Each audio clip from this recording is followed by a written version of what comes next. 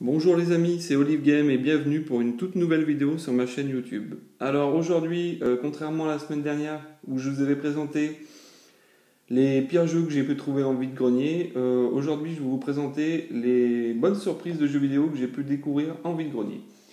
Alors par bonne surprise, j'entends des jeux assez méconnus du grand public, donc je ne vais pas vous parler des hits de jeux vidéo, mais plutôt des jeux qui me disaient rien du tout. Peut-être vous, ça vous dira quelque chose quand je vais vous les évoquer, et qui en essayant ont été des bonnes surprises pour moi. Alors aujourd'hui, je vais vous présenter deux jeux PlayStation 1 et un jeu PlayStation 2. Donc deux jeux PlayStation 1 qui se ressemblent assez, tournés vers la réflexion. Donc premier jeu, Coola World. Alors pour beaucoup c'est un jeu connu quand même. Pour moi, quand je l'ai découvert ça en vide-grenier, je ne connaissais pas du tout. Je trouve que c'est un jeu assez original, donc qui est tourné vers le puzzle game réflexion, ou original parce que vous incarnez un ballon de beach ball. Euh, donc c'est un jeu d'un ballon que vous devez emmener à la fin de niveau dans un labyrinthe en 3D où vous devez récupérer des clés pour pouvoir terminer les niveaux. Donc les niveaux se tournent dans tous les sens.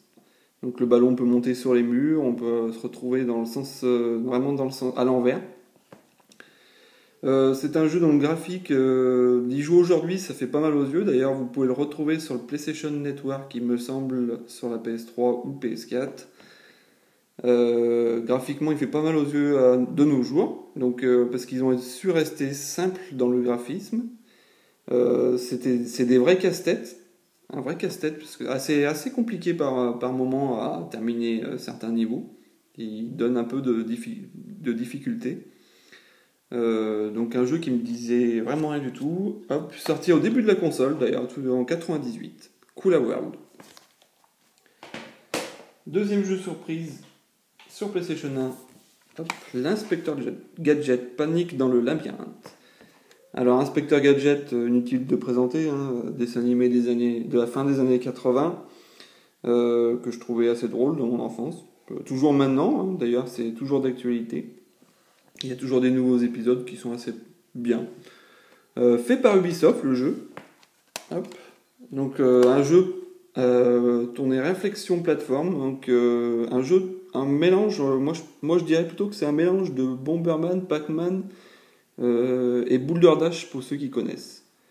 Donc il faut aider l'inspecteur Gadget bien sûr à déjouer les plans du Dr Mad, comme d'habitude.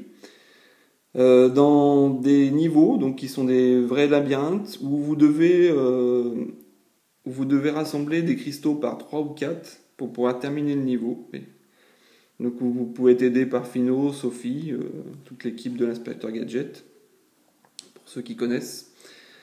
Assez intéressant en coopération, un jeu que vous pouvez faire en coopération et à plusieurs aussi. Par contre, le jeu à plusieurs jusqu'à 8, il me semble. J'ai jamais pu y jouer, j'ai pas de port multimanette, mais en coopération, j'y ai joué, c'est assez prenant à faire à deux.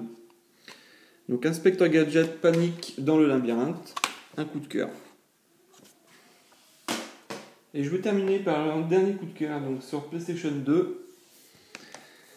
Brave, à la recherche de l'esprit danseur, donc sorti en 2005. Alors ce jeu m'a vraiment plu surtout par son histoire. Donc vous incarnez un petit Indien, un petit Amérindien, qui veut devenir un homme. Moi c'est l'univers, le design et l'histoire qui m'ont plu, donc design assez enfantin, on peut le voir.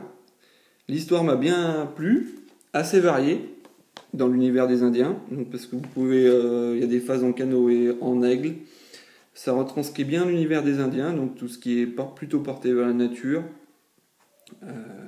J'ai bien aimé. Le seul reproche que je le ferais sur ce jeu, c'est sa durée de vie qui est très très très courte. En 6 heures, le jeu peut être terminé. Si bon, après on peut toujours chercher des bonus cachés, il y en a.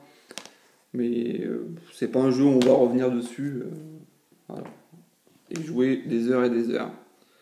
Brave, à la recherche de l'esprit danseur. Donc Voilà pour ces 3 coups de cœur. Alors là, en conclusion, je dirais que bon, quand on est en vide-grenier, bon, des fois les jeux nous disent rien du tout.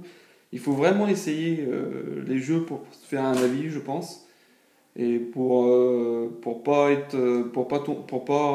passer à côté de certains. Voilà. Il y a des jeux qui ont pas été, qui ont pas eu leur succès escompté et c'est bien dommage. Voilà. Ces 3 jeux-là en sont la preuve.